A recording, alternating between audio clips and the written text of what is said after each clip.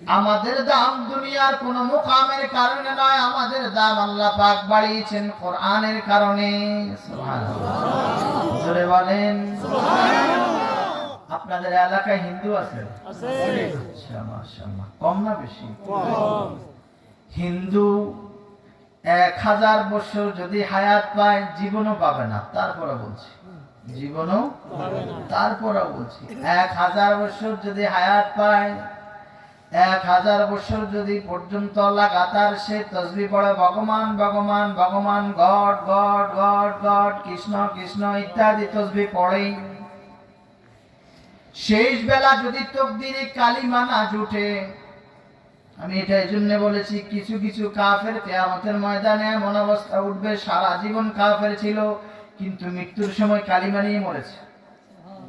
হ্যাঁ, তার সততা, তার ভদ্রতা, তার উচ্চ মেধাবী, তার অনেক সুচরিত্রের দিকে তাকায়া আল্লাহ বহু কাফেরকে মওতের সময় দয়া করে কালিমা নসিব করে দেয়। সুবহানাল্লাহ, জোরে বলেন সুবহানাল্লাহ। ওই কাফের ব্যতীত জিনার শেষ বেলায় কালিমা আসছে, কালিমা আসলে তিনি আর কাফের থাকে না, তিনি মুসলমান হয়ে যায়। সুবহানাল্লাহ। রাসূল বলে, আল ইসলাম ইয়াহদিমু মা কানা ক্বাবলাহু, ইসলাম আনার সাথে সাথে, ইসলাম গ্রহণের সাথে সাথে তার পূর্বের সব গুনাহ আল্লাহ মাফ করে দেয়। সুবহানাল্লাহ, আওয়াজ দেয়া বলেন সুবহানাল্লাহ। ওই কাফের যার শেষ বেলাও কালিমা জুটে নাই, এরা যদি 1000 বছর হায়াত পায়, 1000 বছর ধরে যদি তারা তাদের ধর্মীয় ইবাদতের মাধ্যমে আল্লাহকে ডাকতে থাকে, কখনো সে জান্নাত পাবে না, গন্ধ পাবে না, ইজ্জত পাবে না, সম্মানী হবে না। সারা পৃথিবীতে যত কাফের আছে, কেউ খ্রিস্টান, কেউ ইহুদি, কেউ নাসারা, কেউ বৌদ্ধ, এক একজন এক এক ধর্মাবলম্বী আছে না নাই? আছে। আরো বিভিন্ন ধর্ম পৃথিবীতে আছে, অনেক ধর্মের চরিত্র জিন্দেগি আমরা জানি না। আফ্রিকাতে বহু ধরনের ধর্মের চরিত্র আছে, নাই? আছে। আমেরিকাতে বহু ধর্মের চরিত্র আছে, এগুলো আমাদের এলেমে নাই, জানা নাই, কিন্তু তারা কাফের, কিন্তু তারা কাফের, কেননা তারা আল্লাহ চিনে না, আল্লাহ মানে না। দুনিয়ার যত কাফের আছে, কোন কাফেরের দিকে আল্লাহ পাক তাকায় না, আল্লাহ পাক ফিরে না, আল্লাহ পাক দেখে না। কিন্তু দেখেন, মাথা সব তাদের কাছে, মোবাইল তারা বানায়, সিম তারা বানায়, মেমোরি তারা বানায়, মোবাইলের ভিতরে বিভিন্ন গ্রেড তারা বানায়, এটা এত দামি, ওটা অত দামি, এটা এ গ্রেড, ওটা বি গ্রেড, ওটা সি গ্রেড, এটা তারা বানায়। এই দুনিয়ার ভিতরে যত চাকচিক্য যা দেখছি, ফ্যান, ফ্রিজ, এরোপ্লেন সহ, কি বলে, প্লেন সহ যা আছে সব তাদের বানানো, আমাদের বানানো কিচ্ছু নাই। এরপরেও আল্লাহ পাক আমাদেরকে চায় কেন? আমাদেরকে সম্মান দেয় কেন? কারণ হলো আমরা মুসলমান, কোরআনওয়ালা, আখিরি নবীর উম্মত। আখিরি নবীকে আল্লাহ পাক সবার উপরে সম্মান দিয়েছেন। সুবহানাল্লাহ, জোরে বলেন সুবহানাল্লাহ। আখিরি নবীর উপরে কোন নবী নাই, আখিরি নবীর উপরে কোন নবী নাই, আমাদের কিতাবের উপরে কোন কিতাব নাই। আমাদের কিছু যদি না থাকে, আমাদের অবস্থা যদি নাউজুবিল্লাহ এমন হয় যে আমরা গাছতলায় ঘুমাই, কথার কথা, গাছতলায় থাকি, আমাদের জায়গা হলো কখনো এখানে কখনো ওখানে, এভাবে ঘুরে ঘুরে জিন্দেগি কাটি, এমন অবস্থাও যদি আমাদের হয়, কিন্তু আমাদের যদি কালিমা ঠিক থাকে, নামাজ ঠিক থাকে, তাসবিহ ঠিক থাকে, তেলাওয়াত ঠিক থাকে, আল্লাহ আল্লাহ জিকির ঠিক থাকে, তাইলে পৃথিবীতে যত কাফের বসবাস করে, যত হিন্দু বসবাস করে, যত বৌদ্ধ বসবাস করে, সবার চেয়ে ঘরহীন, বাড়িহীন, মালহীন, সম্পদহীন এই আল্লাহ বলনেওয়ালার দাম সবচেয়ে বেশি। একে কিন্তু, এই আল্লাহ বলনেওয়ালাকে কিন্তু 10 দুনিয়া পরিমাণ জান্নাত দিবে না, বরং কোটি কোটি দুনিয়া পরিমাণ জান্নাত দান করবে। পৃথিবীতে বহু মানুষ এমন আছে, অল্প একটু জায়গার জন্য কাঁদতে কাঁদতে জীবন শেষ করে দেয়, আল্লাহ থাকার জন্য একটু জায়গা দাও, এমন নাই? আমি আওলাদ নিয়ে থাকার কোনো পরিবেশ নাই, আমাকে একটু জায়গা দাও। আমি একটু বাচ্চাকে নিয়ে একটু মাথা গুজানোর মতো একটা ব্যবস্থা করে দাও। কি বলে আবার কেউ আছে জায়গা আছে কিন্তু অর্থ ব্যয় করার পজিশন নাই, তো আল্লাহর কাছে চায় আল্লাহ সংসার নিয়ে চলার পরিবেশ নাই, সন্তানকে খাবারের ব্যবস্থা করে দিতে পারছি না, আমার দ্বারা সম্ভব হচ্ছে না, আমি যেখানে হাত দিই সেটাই শেষ, আমি যেখানে যাই সেটাই ধ্বংস হয়ে যায়, আমার দ্বারা কিচ্ছু হয় না।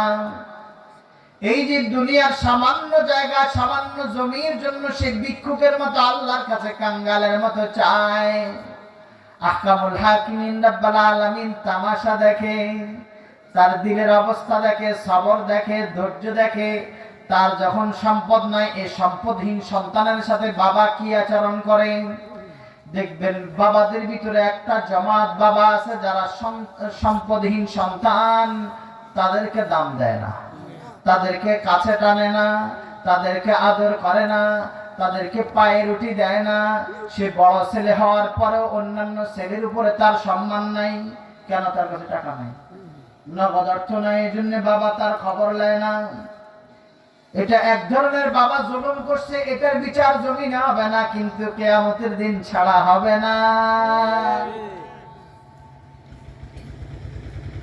এই অবহেলিত সন্তান যখন কোরবানি করে, হাজার মানুষের হাজার ব্যবহার সহ্য করে, ভাই অনেক সময় বলে সারা জীবন কি করছো, ঘৃণা আচরণ করে, সারা জীবন তুমি তো বহু চেষ্টা করছো, খারাপ খারাপ গালি গালি শব্দ দিয়া বলে না, গালি শব্দ দিয়ে আখ্যায়িত করে বলে সারা জীবন কি করছো, কিছুই তো পারলে না, কিছুই সম্ভব হলো না।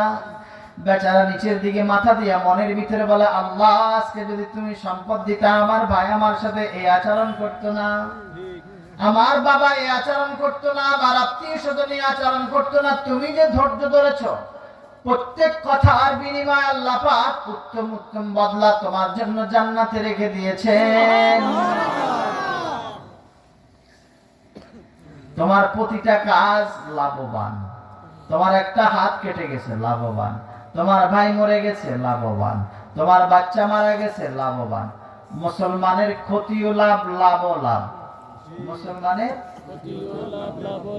মুসলমানের সবাই বলে মুসলমানের মাশাআল্লাহ, আবার বলে মুসলমানের মুসলমানের কোনো লস নাই। মুসলমান মরলে শহীদ, বাঁচলে মুসলমান আহত হলে লাভ, মরে গেল জোরে বলে মরে গেল সব অবস্থায় মুসলমানের লাভ, মুসলমানের কোনো লস নাই। এত লাভ মূল কারণ হলো কোরআন। কোরআন ধরছো তো তোমরা দামি, কোরআন ধরো নাই তো তোমরা দামি নয়। তোমাদের মান দুনিয়ার অট্টালিকার কারণে নয়, সম্পদের কারণে নয়, দুনিয়াওয়ালা হওয়ার কারণে নয়, মেকানিজম জানার কারণে নয়। তুমি মাস্টার হয়েছে এই জন্য তুমি দামি নয়, তুমি ডাক্তার হয়েছে এই জন্য দামি নয়, তুমি প্রফেসর এই জন্য দামি নয়, তুমি ইঞ্জিনিয়ার এই জন্য দামি নয়, তুমি খুব মেধাবী এই জন্য দামি নয়, তুমি বড় রাজনীতিবিদ এই জন্য তুমি দামি নয়। বুঝতে পেরেছেন?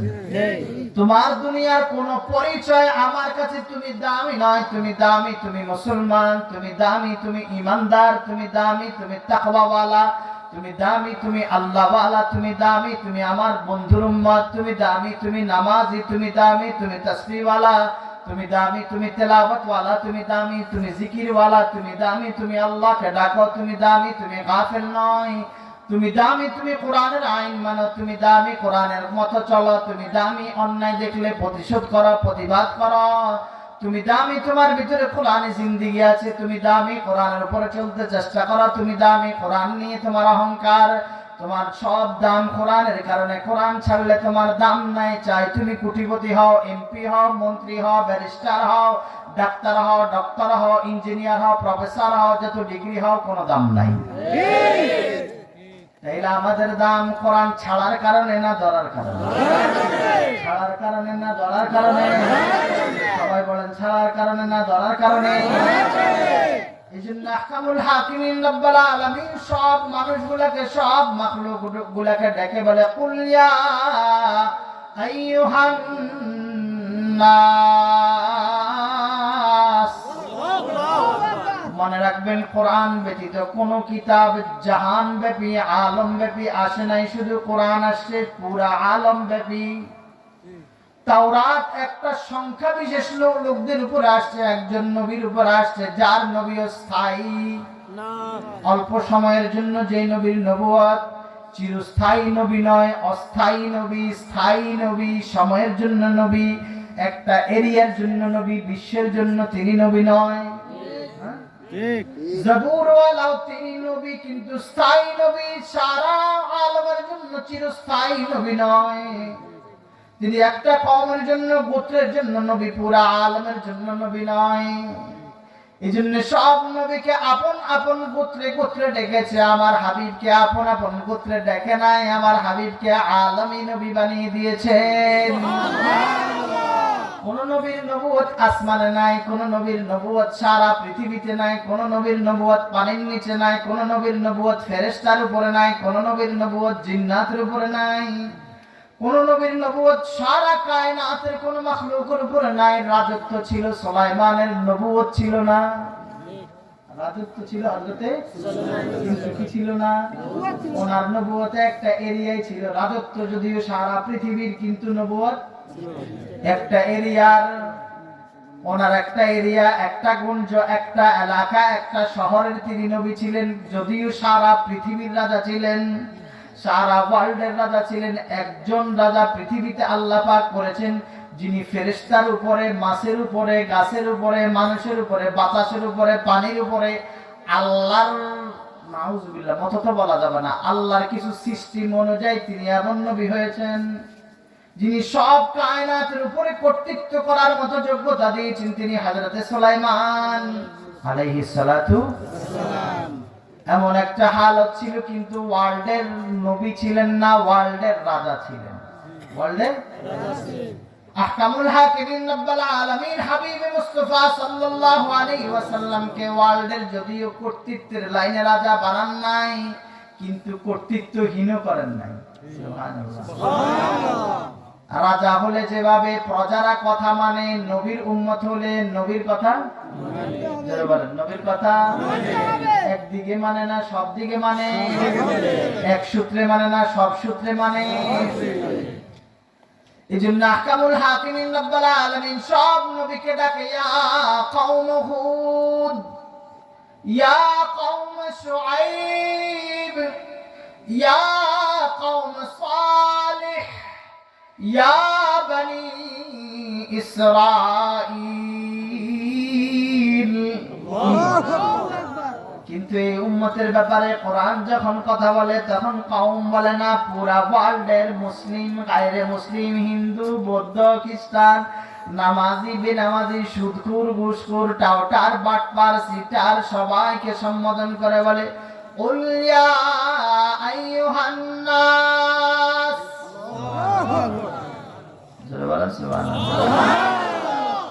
এই নাসের ভিতরে কাফের আছে না নাই?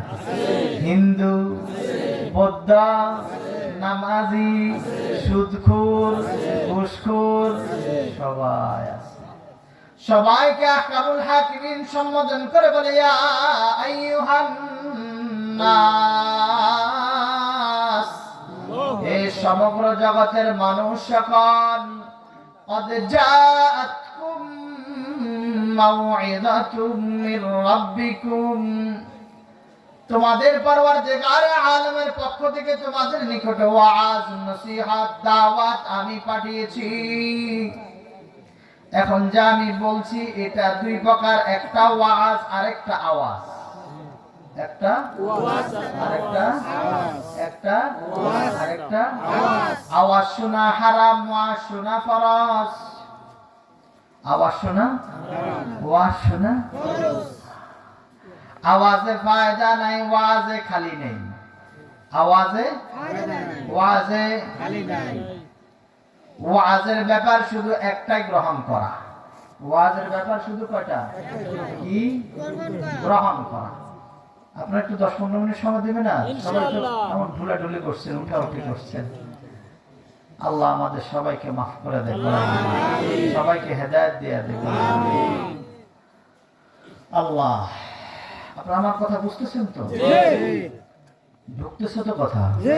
আল্লাহ প্রত্যেকের অন্তরে, আমার অন্তরে, সবার অন্তরে কথাগুলা তুমি পৌঁছায় দাও এবং আমল করাকে তুমি সহজ করে দাও। তাইলে আহকামুল হাকিমিন রাব্বুল আলামিন বলে তোমাদের প্রভুর পক্ষ থেকে তোমাদের নিকটে ওয়াজ কি? যদি এটাকে আমার জিন্দেগি বানানোর জন্য বানায় আনি তখন আমার জন্য কোরআন এভাবে কথা বলে তোমাদের প্রভুর পক্ষ থেকে তোমাদের জন্য ঔষধ, তোমাদের জন্য ঔষধ। যদি এটা আমার জীবন চলার জন্য রাহবারি হিসেবে গ্রহণ করি তখন আল্লাহ পাকের পক্ষ থেকে কালাম হবে তোমাদের খোদার পক্ষ থেকে তোমাদের জন্য হেদায়াত, তোমাদের জন্য হেদায়াত। তোমাদের জিন্দেগি চলার সহজের জন্য সবাই যেন সহযোগিতা করে, এটা যদি তর্জমা নিয়ে যাওয়া হয় তো হবে তোমাদের প্রভুর পক্ষ থেকে তোমাদের জন্য রহমত, তোমাদের জন্য রহমত। যারা বলেন তোমাদের জন্য রহমত। قد جاءتكم موعظة من ربكم, পরবর্তীকার আলমের পক্ষ থেকে তোমাদের নিকটে ওয়াজকে যদি তোমরা ওয়াতাসিমু বিহাবলিল্লাহি জামিআ, এই ইতিসামের সাথে জামিআর সাথে শক্ত করে যদি এই কোরআনকে ধরো, কোরআনকে কি করে ধরতে হবে? অন্য জায়গায় আল্লাহ বলে সুম্মাস্তাকামু, এই কোরআনের জিন্দেগির উপরে যদি ইস্তেকামত থাকে, মজবুতি থাকে তো তোমার অবস্থা হবে তাতানাজ্জালু আলাইহিমুল মালাইকা আল্লা তাখাফু ওয়া লা তাহজানু ওয়া আবশিরু বিল জান্নাতিল্লাতী কুনতুম তুআদুন। তোমার যদি ইকামতে দিন থাকে, দিনের উপর ইস্তেকামত থাকো, শক্ত থাকো, ইস্তেকামত থাকো, মজবুত থাকো, কোরআন ছাড়ো না, সব ছেড়ে দিয়েছ। ঘর বলছে কোরআন না মানলে, কোরআন মানলে ঘরে থাকতে পারবি না, হুজুরি করলে ঘরে থাকতে পারবি না। ছেলেও বলে আমার ঘরে থাকার দরকার নাই, আমার কোরআনের দরকার, আমার তোমাদের দরকার নাই, আমার আল্লাহর দরকার। কার দরকার? আল্লাহর। মনে রাখবেন, বাবা কাফের হতে পারে, বৌদ্ধ হতে পারে, খ্রিস্টান হতে পারে, ইহুদি হতে পারে, নাসারা হতে পারে, বাবার শরীয়তের বিপরীত কোনো কথা বললে মানা যাবে না, কিন্তু বাবার খেদমত করতে হবে। বাবা আপনার কাফের, বাবা আপনার বেনামাজি, বাবা আপনার সুদখোর, বাবা আপনার ঘুষখোর, আপনি সুদ ঘুষ নেওয়া দরকার নাই, কিছু বলা বুঝাইতে পারবেন, মানানোর কোনো দরকার নাই, কিন্তু বাবার শারীরিক খেদমত, টাকার খেদমত, প্রয়োজনীয় খেদমত এটা আপনাকে করতে হবে। ঠিক বুঝতে পারছেন? এটাতে গাফেল করতে পারবেন না, এটা কি বিপরীত আচরণ করতে পারবেন না, এটার সুযোগ নাই। বুঝতে পারছেন? এই জন্য বাবা যদি শরীয়তের কারণে বের করে দেয়, আপনি শরীয়তের কারণে বের হয়ে যাবেন, কিন্তু খেদমত ছাড়তে পারবেন না। বাবার কাপড় দেওয়া ছাড়তে পারবেন না, বাবার শারীরিক খেদমত করা ছাড়তে পারবেন না, বাবার ওষুধ কিনে দেওয়া ছাড়তে পারবেন না, বাবা খাইলো কি খাইলো না এটার খবর নেওয়া ছাড়তে পারবেন না, বাবার সুখে আছে না দুঃখে আছে খবর নেওয়া ছাড়তে পারবেন না। বাবার সব অবস্থা আপনাকে কন্টিনিউ নিতে হবে। দুর্ভাগ্যের বিষয়, মোবাইল সবার হাতে আছে, কিন্তু বাবাকে কল দিয়ে জিজ্ঞেস করার কেউ নাই। আর বলেন না, একজন বাবাও কি বলতে পারবেন দৈনিক আপনার ছেলে আপনার 5 বার কল দিয়ে খবর নেয়? একজনও বলতে পারবেন? কেউ পারবে না। কেন? তারা বাবার প্রয়োজনীয়তা বেশি নাই, তাদের প্রয়োজন হলো বন্ধু। সত্য না মিথ্যা? এই জন্য শরীয়তকে সামনে রেখে, কোরআনকে সামনে রেখে দুনিয়ার সব কিছু যে ছেড়ে দিবে, দুনিয়ার সম্মান, দুনিয়ার ইজ্জত, দুনিয়ার ঘর, দুনিয়ার বাড়ি, দুনিয়ার দৌলত সব ছেড়ে দিবে, কিন্তু কোরআন ধরে রাখবে। কি ধরে রাখবে? আহকামুল হাকিমিন রাব্বুল আলামিন বলে তাতানাজ্জালু আলাইহিমুল মালাইকা, আল্লাহ পাক তার মৃত্যুর সময় একজন দুইজন নয়, 70,000 হুর, 70,000 ফেরেশতা তার জানাজায় আল্লাহ শরীক করায় দিবেন। হুরগুলা কেমন আসবে জানেন? কিতাবে লেখেছে হুরগুলা 2 হাতে 2টা প্লেট নিয়ে আসবে। এখন তো এগুলা কম, একসময় মনে হয় হিন্দুদের ভিতরে আজও আছে, বাসুর ঘরে স্ত্রীকে ফুল আর ফল দিয়ে সাজায়া বাসুর ঘরে নেয়, 2 প্লেট নিয়ে এসে ঘুমটা দিয়ে টেনে স্বামীর সামনে বাসুর ঘরে আসে মিষ্টি সুরে সালাম দিয়া এটাকে ওয়েলকাম জানায়। বউয়ে কে জানায়? বউ। স্ত্রী ওয়েলকাম জানায়। জান্নাতের হুরগুলা 1 জন 2 জন হুর নয়, সর্বনিম্ন 70,000। 70,000 হুর মানে 70,000 বউ। 70,000 এখন আজকে বউরে বলবেন তুই যত বাটপারি করস কর, সমস্যা নাই, আমার জন্য 70,000 বউ অপেক্ষা করছে। ওরে বলবেন বাটপারি করবে, আরেক বিয়ে করবে। যাই হোক, তাহকামুল হাকিমিন রাব্বুল আলামিন 70,000 হুরগুলাকে এভাবে সাজাবেন, ডান হাতে সোনার প্লেট, বাম হাতে রূপার প্লেট। জান্নাতি খচিত শাড়ি, এক একটা শাড়ির যে আঁচল হবে, আঁচল ছিলেন, আঁচলটা সর্বনিম্ন 40 মাইল লম্বা। কি সুন্দরী গো, কি সুন্দর বউ। এটার চামড়ার ভিতরে, রগের ভিতরে যে রক্ত চলাচল করে এটাও দেখা যাবে। আপনি আমি তো এমন শরীর, এটা যদি আয়না দিয়েও দেখেন কিছু দেখা যায়, দেখা যায়। কিন্তু হুরদের শরীর এমন হবে যেটা চামড়ার উপর দিয়ে ভিতরে সব কিছু দেখা যাবে। হুরদের দাঁতের ভিতরে এমন আলো, হুর যদি একবার দাঁত দেখায় হাসি দিত তাইলে আকাশের সূর্যের আলো নিভে যেত। কি সুন্দর গো। হুর যদি একবার জমিনে ফেলতো পৃথিবীর সব লোনা পানি মিষ্টি হয়ে যেত। এই হুরের ঠোঁটে চুমা দিলে কেমন লাগবে? আল্লাহু আকবার। কত সুন্দর, এমন সুন্দর বউ। ডান হাতে সোনার প্লেট, বাম হাতে রূপার প্লেট নিয়ে এসে আল্লাহর পক্ষ থেকে বার্তা শোনাইবে। সুবহানাল্লাহ, জোরে বলেন সুবহানাল্লাহ। এক সুরে এক তালে ড্যান্স পরিবেশন করে বলতে থাকবে, আল্লাহ তাখাফু ওয়ালা তাহজানু। সুবহানাল্লাহ, জোরে জোরে জোরে বলেন। আমার স্বামী, কি বলবে? আমার স্বামী, আমার স্বামী। ভয় পেও না, ভীত হইও না, তোমার নিকটে আল্লাহর পক্ষ থেকে জান্নাতের সুসংবাদ, তুমি মরা মাত্র জান্নাতে চলে যাবে। সুবহানাল্লাহ। এই জান্নাত আমরা সবাই চাই তো? চাই। জোরে বলেন, চান তো? চাই। শর্ত হলো ইস্তেকামতে দিন। দুনিয়ার যত কিছু হবে নামাজ ছাড়া যাবে না, আলসি হবে নামাজ ছাড়া যাবে না, শীত হবে নামাজ ছাড়া যাবে না।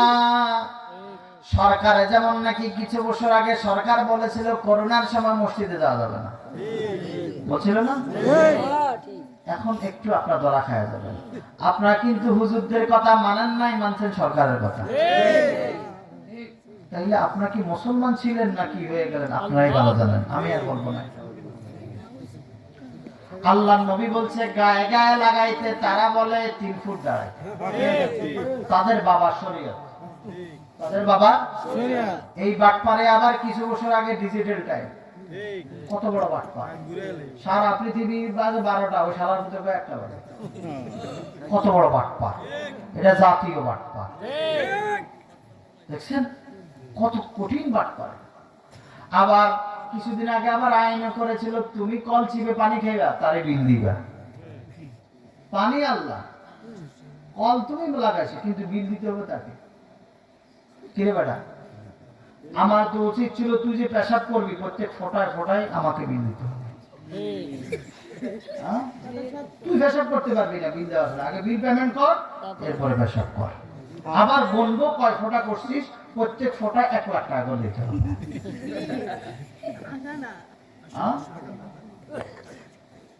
তোমরা চিন্তা করা, ওরা বাচ্চা মানুষের জন্য হাসছে, বুঝে না। ওরা যদি বুঝতো হাসতো না, বরং চিন্তা করতো। কি করতো? এই জন্য বন্ধুরা